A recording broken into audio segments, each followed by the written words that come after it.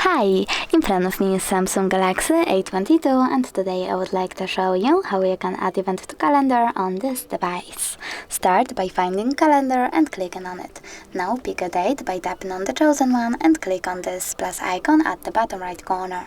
Then customize your event however you wish to. For example, add a title,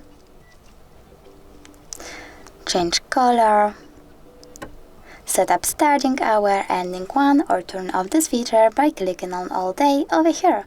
You can also select location, set up notifications, minutes, hours or weeks before, go back, take notes and even invite people from your contact book. When you're done, click save at the bottom right corner and as you can see my event was successfully created.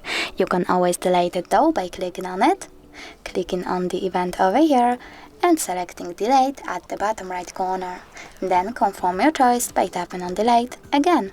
Thanks so much for watching. If you enjoyed this video, don't forget to leave a like, comment and subscribe. Bye!